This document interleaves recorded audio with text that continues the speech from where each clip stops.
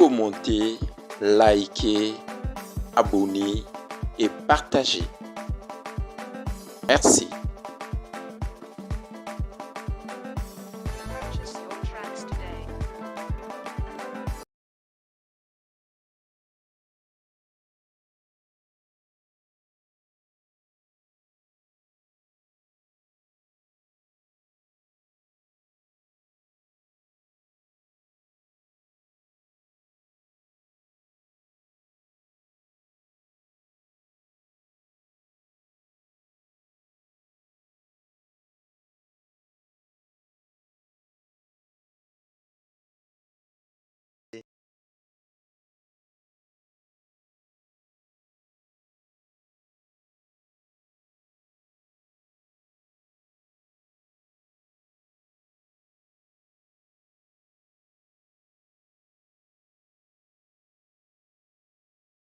Alors, problème numéro 3. On nous demande de résoudre l'équation différentielle suivante. Alors, on va chercher d'abord son équation caractéristique.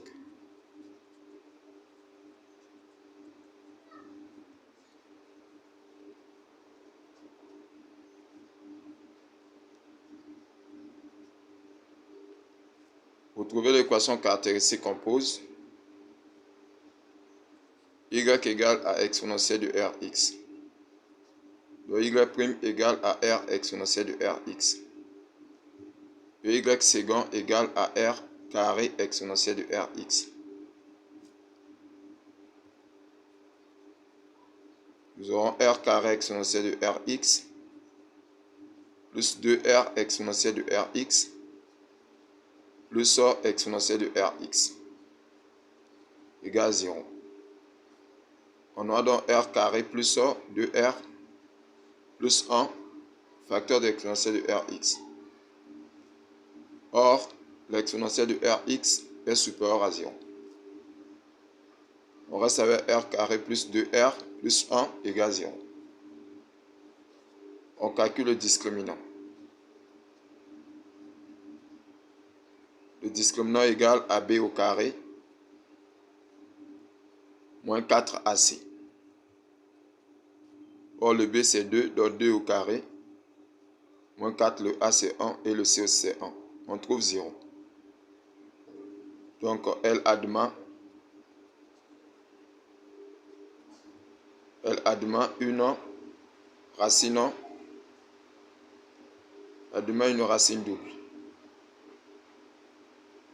Admet une racine double R0 égale A moins B sur 2A. Or, le B, nous avons 2 et le A, c'est 1. On trouve donc moins 1. Donc, le Y serait égal à exponentielle de R0x, facteur de C1x plus C2. Connaissant la valeur de R0, donc Y serait égal à l'exponentielle de moins x, facteur de C1x plus C2.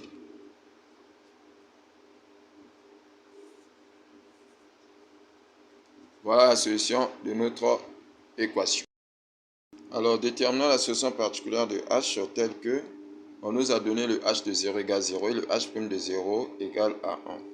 Donc, on se sert de la solution générale. Donc, on pose le y égale à h de x.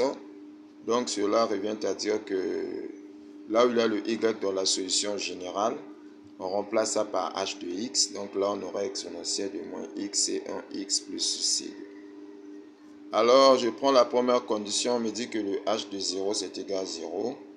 Donc, je vais chercher à calculer le h de 0. En remplaçant là où il y a le x par 0. Donc là, déjà, ça me fait 0. Là, ça me fait seulement CD. Donc, on aura 0 plus C2. Alors, donc, vu que nous savons que le h de 0 c'est égal à 0, donc nous aurons, là, l'exponentielle de 0, ça donne 1. Et le 1 multiplié par C2, donc nous aurons C2. Donc, C2 serait égal à 0. Voilà. Ensuite, nous allons prendre la deuxième condition. H' de 0 égale à 1. Maintenant, je cherche à dériver d'abord le h' de x. Or là, c'est la fonction exponentielle multipliée par une fonction polynôme. Donc, je peux passer par la forme u fois v. Donc, on aura u' fois v U' fois V plus le V' fois U. Voilà. Ensuite, là, si on dérive ça, on aura moins exponentielle de moins x, facteur de C1x plus C2. Alors là, si on dérive ça là, on aura C1 parce que le C1 c'est une constante, le x c'est une variable. Si on dérive ça, on aura 0 parce que la dérivée de C2 ça donne 0. Et multiplié par exponentielle de moins x. Ensuite, dès que j'ai déjà cette première partie de la dérivée, je peux calculer le h' de 0. Voilà. On remplace partout le x par 0.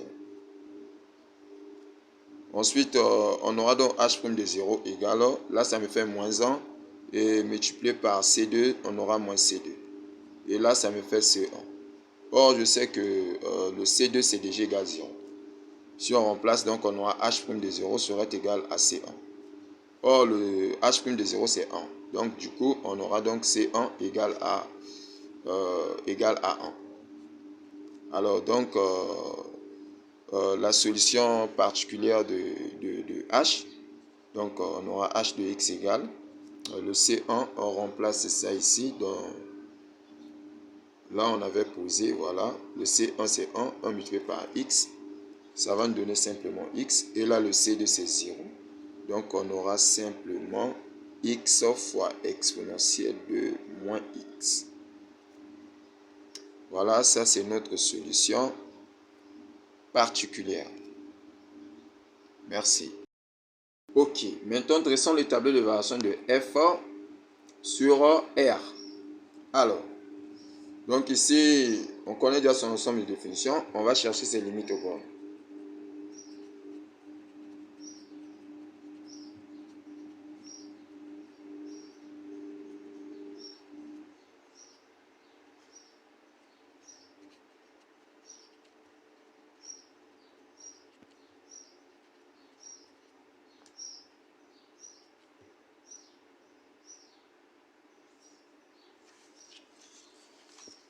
On remplace là où il y a les x par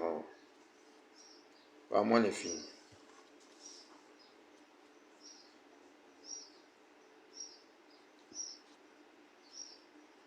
Moins l'infini au carré, ça donne plus l'infini. Exponentielle de plus l'infini, c'est plus l'infini.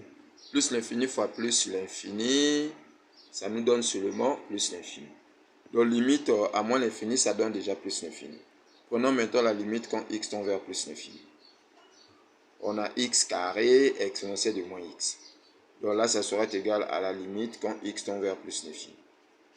Je transforme ça pour avoir une limite classique. Donc on aura x carré sur exponentielle de x. Or là, ça devient une limite classique qui me donne 0. Donc ceci implique la limite quand x tend vers plus l'infini de f de x, c'est égal à 0. Et la limite quand x tend vers moins l'infini de f de x, c'est égal à plus l'infini. Voilà. Ensuite, on cherche la dérivée. f' de x égale à x carré exponentielle de moins x. Prime. Là, c'est la forme u fois v. Ça fait u' fois v. Et ensuite, plus le v' fois u. Or, la dérivée de x au carré me fait 2x. Donc, 2x sur exponentielle de moins x. Plus la dérivée d'exponentielle de moins x, ça me donne moins exponentielle de moins x. Facteur de x carré. Alors là, donc, on aura 2x exponentielle de moins x moins x carré exponentielle de moins x. Là, je peux mettre le x exponentielle de moins x en facteur. Ça me reste 2 moins x. Voilà.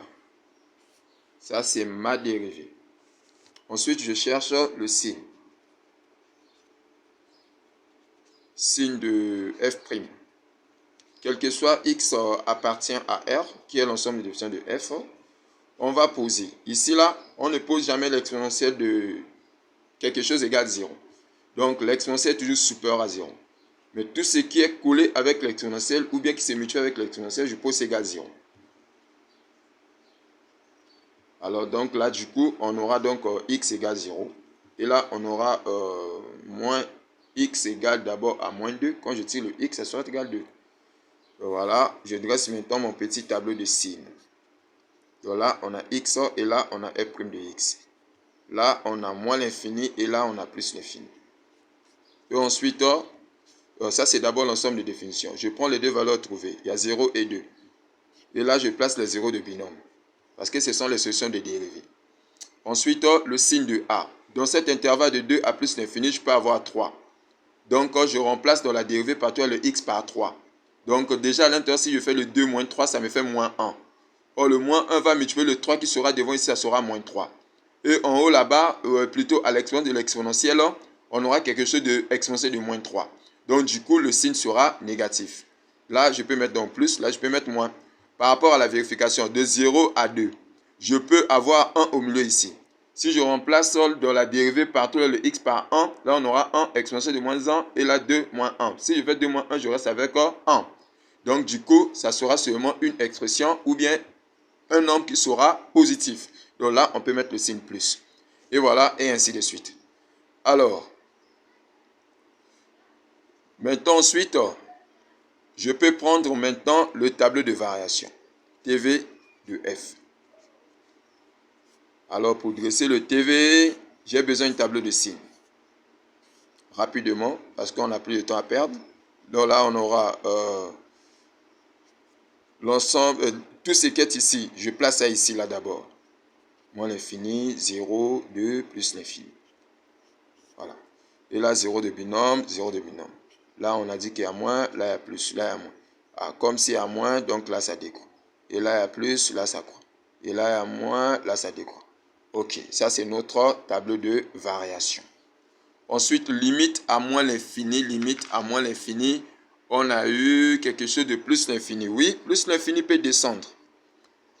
Alors, limite à plus l'infini, on a eu 0. Oui, et on peut descendre à 0.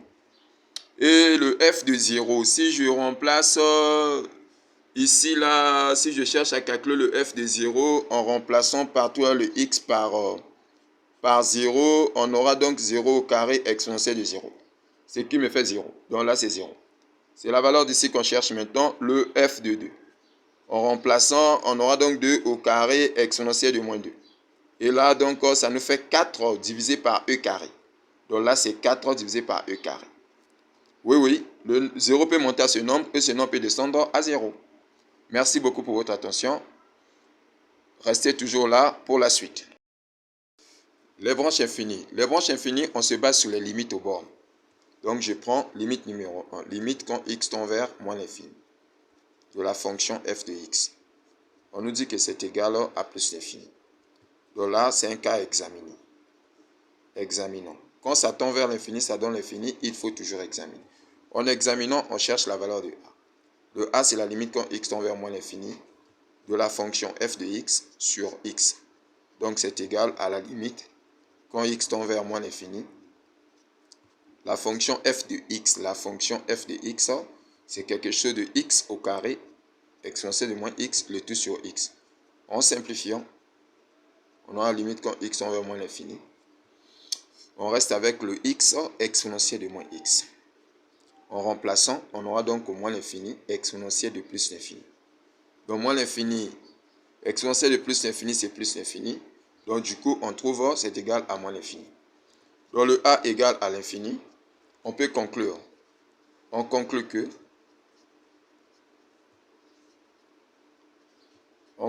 la courbe C de f admet une branche parabolique de direction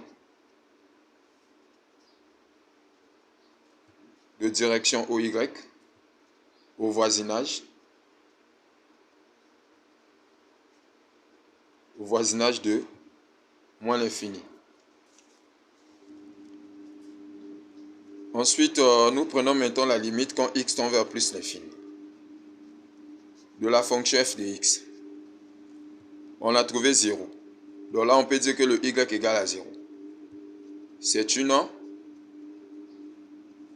asymptote horizontale au voisinage au voisinage de plus l'infini. Voilà, là c'est l'étude des branches infinies. La question c'est, on nous demande de tracer la courbe. Voilà notre repère. Pour tracer la courbe, nous avons d'abord besoin des branches infinies. Les branches infinies, on a une branche parabolique de direction EY. Et on a une asymptote horizontale au voisinage de plus l'infini. Vu que c'est le y égale 0. Or, l'asymptote horizontale traverse l'axe des ordonnées. Maintenant, vu que le y égale 0, donc ça sera confondu avec l'axe des abscisses. Donc, je viens ici, vu que c'est au voisinage de plus l'infini, je double les flèches ici, là je mets y égale à 0. Voilà, c'est au voisinage de plus l'infini. Ensuite, je prends maintenant le tableau de variation.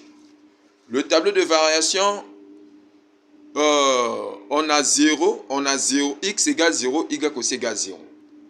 X égale 0, y aussi égale à 0. Donc, ça revient à dire que nous sommes ici, là. Alors, donc là, on a un V renversé, voilà. Et plutôt, on a un V normal. Les deux demi-tangentes sont là. Et ensuite, on a le E. Le E,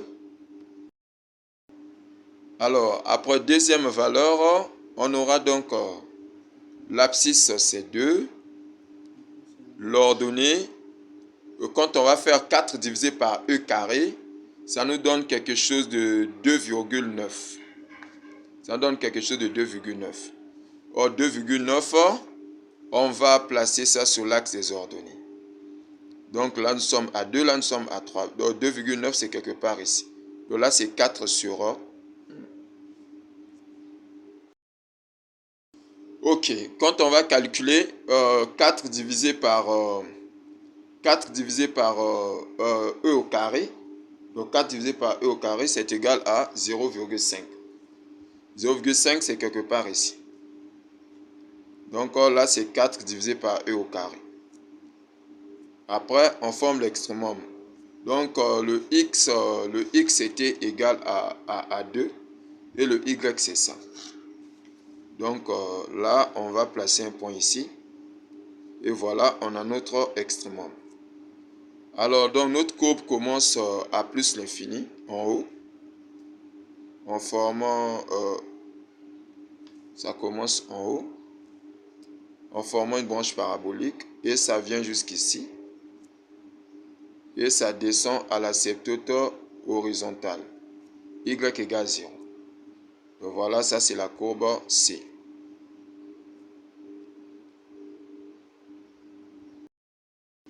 Alors, on nous demande de calculer l'air. Calcul d'air du plan délimité ou soit limité par x égale à 0 et x égale à 1.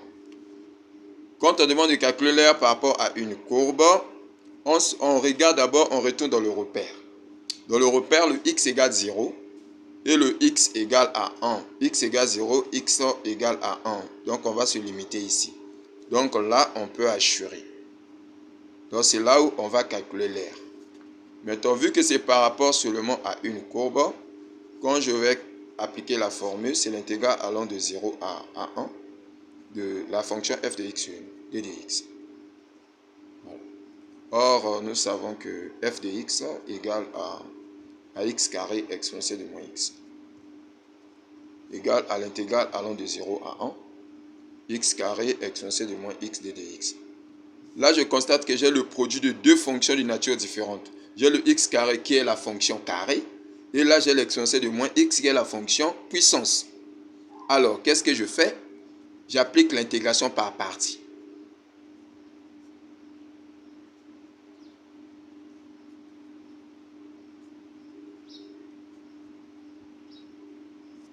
Intégration par partie, on va poser le u égale à x carré. Le v' égale à exponentielle de moins x. Donc le u' serait égal à 2x. Et le v, c'est moins exponentielle de moins x. Donc a égale à u fois v, moins l'intégrale de u'v. Le u fois v, donc on aura moins x carré exponentielle de moins x. 0 à 1 moins intégrale de 2x exponentielle. Là je mets plus, parce que ça va se multiplier avec ça. Le moins là va aller en facteur. Donc, le moins là avec le moins de la formule, si ça devient plus, lieu de x. 0 à 1. Je commence à remplacer par la borne supérieure. Bon, je fais d'abord sortir le moins, hors les crochets. Je fais sortir le 2, qui est une constante.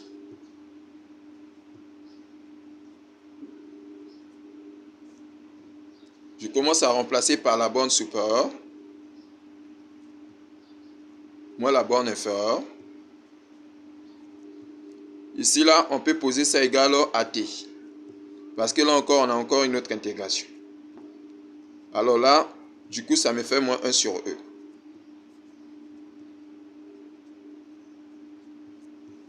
Cherchons t.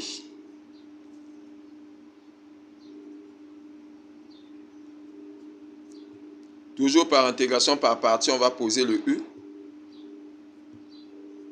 et le v'. Le u' égale et le v égale. Ensuite, j'applique la formule.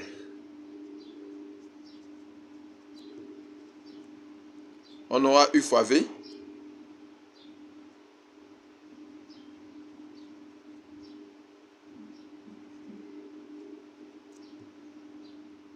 U fois v moins moins l'intégrale de u'v. Or, le 2 là, il ne faut pas que j'oublie ça.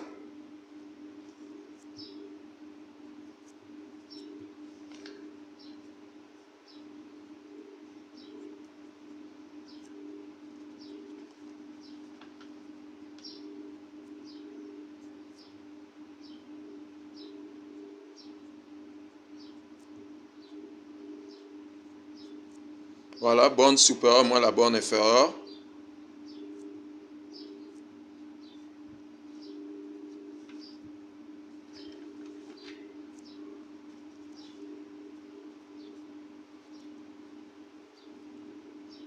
Là, si je transforme, car nous savons que l'exponentielle de moins 1, ça fait 1 sur l'exponentielle.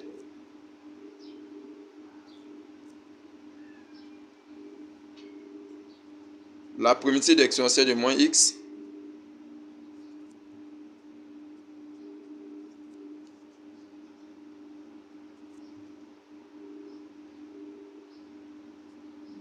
le 2 là, ça me fait moins 3 sur e.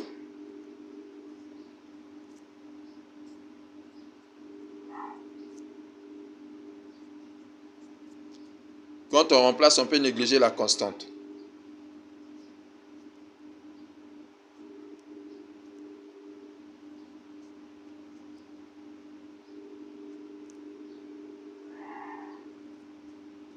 Ça, avec ça là, ça me fait moins 1 sur e. En calculant, on trouve moins 0,3, moins 2. Et là, ça me fait moins 2,3. Vu qu'on ne nous a pas donné unité graphique, plutôt c'est 1 cm.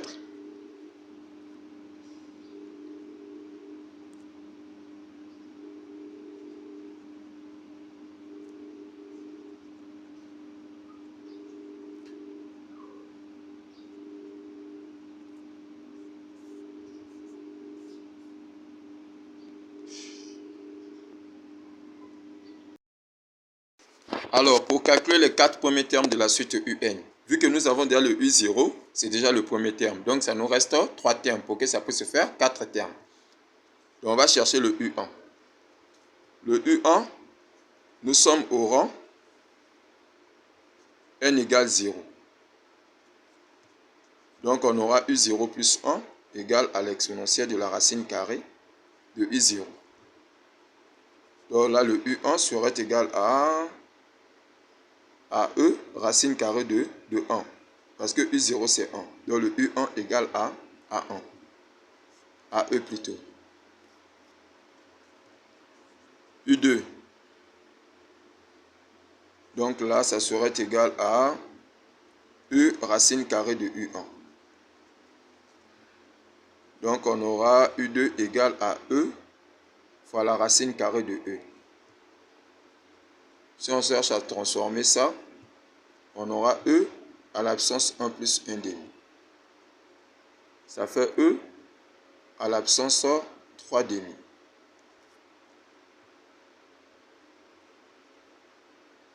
Pour le U3, on aura donc U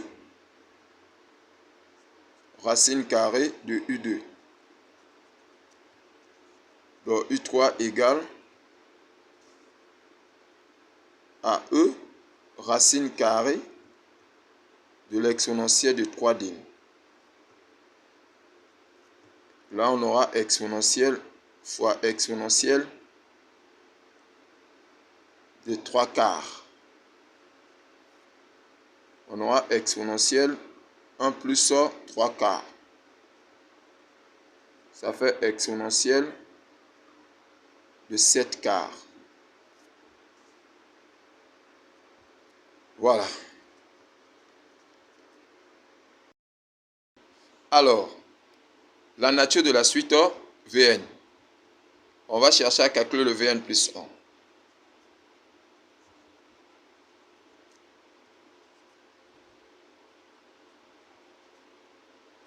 Or, le Un plus 1, c'est l'exponentielle de la racine carrée de Un.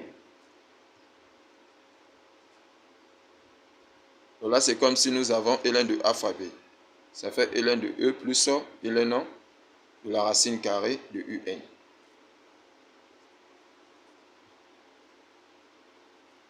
Or, ça là, ça me fait quelque chose de 1. Exponentielle de ln de E, ça fait 1. Ensuite, on cherche à démontrer que c'est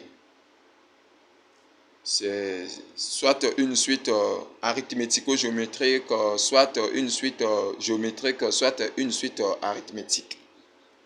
Voilà. Là, donc, on aura ln de la racine carrée de Un. Ensuite, là, on prend or Vn, c'est égal à ln de Un. Je fais appel aux exponentielles. C'est égal à exponentielle de Vn. Donc là, on aura Un égale à exponentielle de Vn.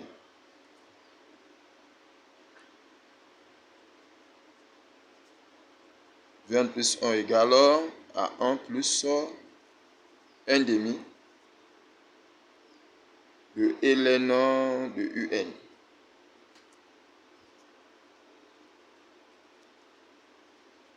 Plus 1 demi. Or, Un, c'est là. Donc, ln de exponentielle de Vn. On aura 1 plus 1 demi. Or, ln de exponentielle de U égale à U. Donc, ln de exponentielle de Vn, ça nous donne Vn.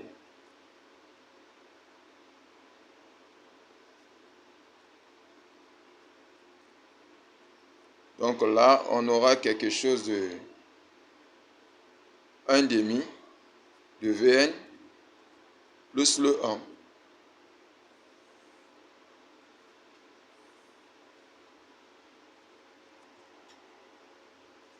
C'est une suite arithmético-géométrique.